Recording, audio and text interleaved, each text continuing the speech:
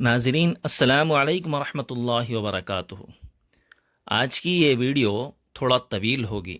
میں امید کرتا ہوں کہ آپ تمام محبین اس ویڈیو کو پوری دیکھیں گے اور تمام عالم اسلام تک پہنچائیں گے کہ ہم مسجد اقصی بیت المقدس سے کیوں اتنی محبت کرتے ہیں، اس کی تاریخ کیا ہے۔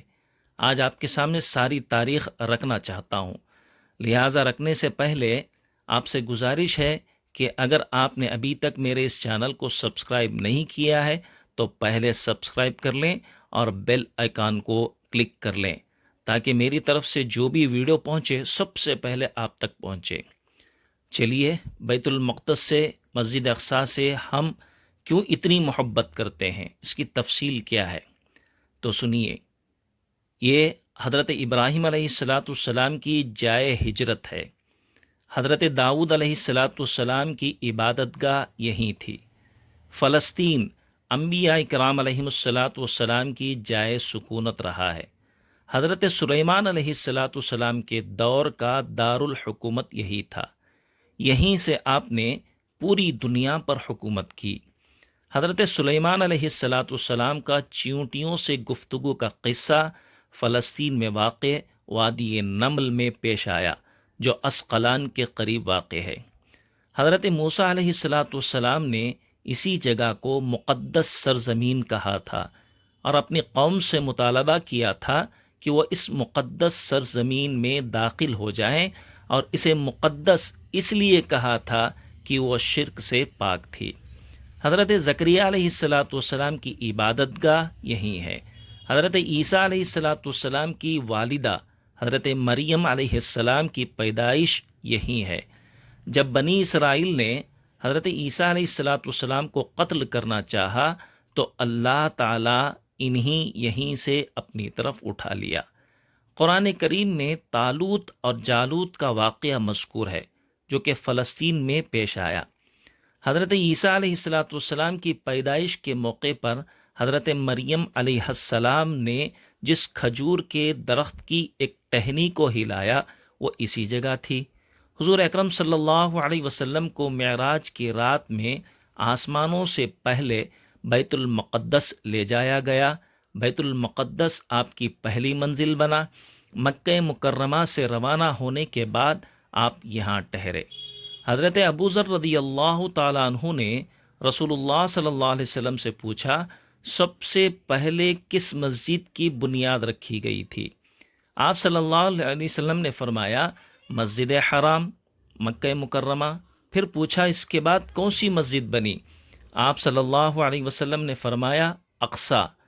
پوچھا، دونوں کی تعمیر کے درمیان کتنا عرصہ گزرا؟ آپ نے فرمایا 40 سال، متفق علیہ۔ نماز کے فرض ہونے کے بعد ابتدا میں قبلہ بیت المقدس کی طرف تھا۔ جب حضور اکرم صلی اللہ علیہ وسلم نے مدینہ طیبہ ہجرت فرمائی تو حضرت جبرائیل علیہ السلام تشریف لائے اور حکم دیا کہ اب بیت المقدس کی بجائے بیت اللہ یعنی مکہ مکرمہ کی طرف آپ کا قبلہ ہے۔ قیامت سے قبل حضرت عیسیٰ علیہ السلام شام میں آسمان سے ایک سفید مینارے پر اتریں گے اور فلسطین میں باب اللد کے قریب دجال کو قتل کریں گے۔ یہی انبیاء کرام علیہ السلام کو نماز پڑھائی، کیونکہ بیت المقدس انبیاء کرام علیہ السلام کی جائے قیام ہے۔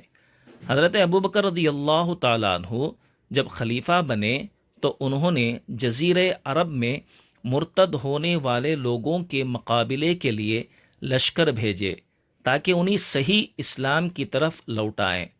اس موقع پر جزیرہ عرب میں امن و قرار لانے کے لیے انہیں ہر انسانی طاقت کی ضرورت تھی، لیکن ان مشکل حالات میں حضرت ابوبکر رضی اللہ تعالیٰ عنہ نے اس لشکر کو نہیں روکا جس کو حضور اکرم صلی اللہ علیہ وسلم نے شام جانے کا حکم دیا تھا۔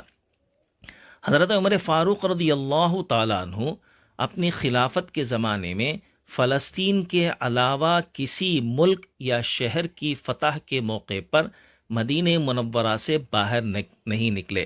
البتہ فلسطین کے فتح کے موقع پر وہ خود تشریف لائے اور صلح کر کے اسے فتح کیا۔ یہاں نماز پڑھی، چابیاں وصول کیں، اس وقت رومیوں کے ظلم سے عیسائیوں کو نجات دلائی۔ فلسطین اور شام میں لگ بھگ 5000 صحابہ کرام رضی اللہ عنہم اجمعین شہید ہوئے ہیں، جو بیت المقدس کو فتح کر کے اسے رومیوں کے ظلم سے آزاد کرنا چاہتے تھے۔ یہ شہداء انبیاء کرام علیہم الصلاۃ والسلام کی سرزمین ہے۔ دوسری بار سن 583 ہجری میں سلطان صلاح الدین ایوبی نے اسے فتح کیا۔ یہ جمعہ کا دن تھا۔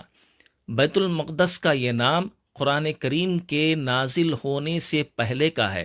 جب قرآن نازل ہوا تو اسے مسجد اقصیٰ کا نام دیا، اور اس کی امتیازی پاکیزگی کی وجہ سے اسے مقدس کہا جاتا ہے۔ مسجد اقصیٰ کی اہمیت حرمین شریفین مکہ مکرمہ اور مدینہ منورہ کی طرح ہے۔ اللہ تعالیٰ نے مکہ مکرمہ و اقصیٰ مقدسہ دونوں مقامات کا ایک ہی جگہ تذکرہ فرمایا ہے۔ والتین والزیتون وطور سینین وہذا البلد الامین، قسم ہے انجیر اور زیتون کی اور صحرائے سینا کے پہاڑ طور کی اور اس امن و امان والے شہر کی۔